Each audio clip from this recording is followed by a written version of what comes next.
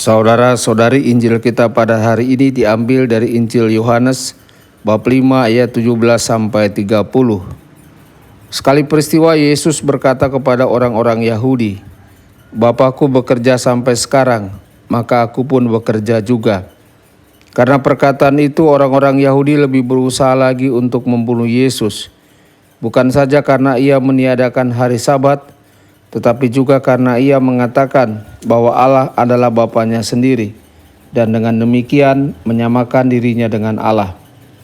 Maka Yesus menjawab mereka, "Aku berkata kepadamu, sesungguhnya anak tidak dapat mengerjakan sesuatu dari dirinya sendiri, jikalau ia tidak melihat Bapa mengerjakannya. Sebab apa yang dikerjakan Bapa, itu juga yang dikerjakan anak. Sebab Bapa mengasihi anak, dan ia menunjukkan kepadanya segala sesuatu yang dikerjakannya sendiri. Bahkan ia akan menunjukkan kepadanya pekerjaan yang lebih besar lagi daripada pekerjaan-pekerjaan itu, sehingga kamu menjadi heran. Sebab sama seperti Bapa membangkitkan orang-orang mati dan menghidupkannya, demikian juga anak menghidupkan siapa saja yang dikehendakinya. Bapa tidak menghakimi siapapun, melainkan telah menyerahkan penghakiman itu seluruhnya kepada anak, supaya semua orang menghormati anak sama seperti mereka menghormati Bapa. Barang siapa tidak menghormati anak, ia juga tidak menghormati Bapa yang mengutus dia.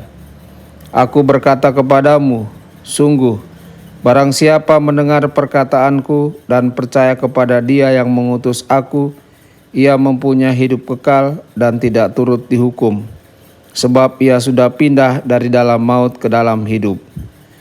Aku berkata kepadamu, sungguh, saatnya akan tiba dan sudah tiba, bahwa orang-orang mati akan mendengar suara Anak Allah, dan mereka yang mendengarnya akan hidup. Sebab sama seperti Bapa mempunyai hidup dalam dirinya sendiri, demikian juga diberikannya anak mempunyai hidup dalam dirinya sendiri. Dan Bapa telah memberikan kuasa kepada anak untuk menghakimi, karena ia adalah anak manusia. Janganlah kamu heran akan hal itu, sebab saatnya akan tiba, bahwa semua orang yang di dalam kubur akan mendengar suara anak, dan mereka yang telah berbuat baik akan keluar dan bangkit untuk hidup yang kekal. Tetapi mereka yang telah berbuat jahat akan bangkit untuk dihukum. Aku tidak dapat berbuat apa-apa dari diriku sendiri. Aku menghakimi sesuai dengan apa yang aku dengar, dan penghakimanku adil, sebab aku tidak menuruti kehendakku sendiri, melainkan kehendak Dia yang mengutus aku." Demikianlah sabda Tuhan. Terpujilah Kristus.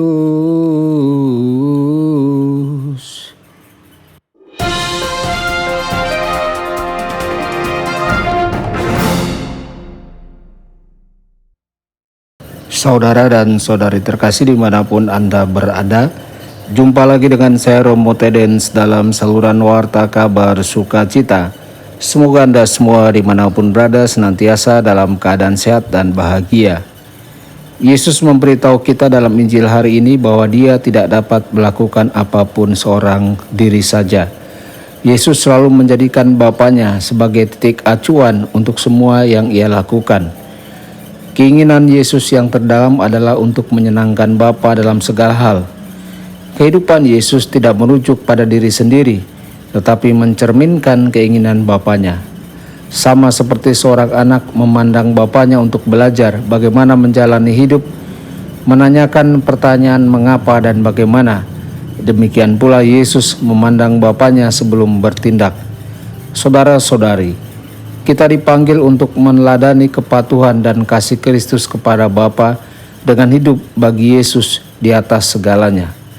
Dan apapun yang kamu lakukan dengan perkataan atau perbuatan, lakukanlah segala sesuatu dalam nama Tuhan Yesus sambil mengucap syukur kepada Allah Bapa melalui Dia.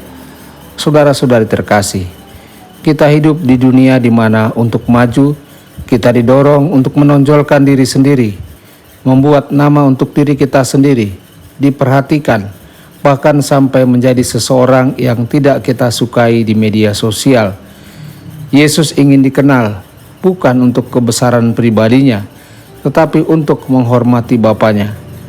Pengorbanan terakhir Yesus di salib adalah untuk kita, tetapi juga untuk memuliakan Bapanya. Apakah kita berusaha untuk maju guna memuliakan Tuhan?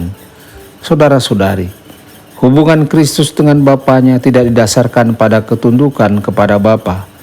Hubungan Kristus dengan Bapa adalah hubungan cinta simbiosis supernatural. Hati mereka bersatu dalam satu perbuatan. Kasih mereka lah yang melahirkan Roh Kudus. Kasih inilah yang membawa keberadaan kita dan memenangkan keselamatan kita. Saudara-saudari, semoga kita meluangkan waktu kita untuk berhubungan dengan Bapa, memohon rahmat untuk melakukan tugas kita demi kemuliaan-Nya. Tuhan Yesus memberkati dan menyertai Anda semua. Sabda Allah adalah kebenaran. Sabda Allah adalah kehidupan. Mari kita mencintainya, mari kita menghayatinya. Ya Tuhan yang ku muliakan, sabdamu angkat resahku.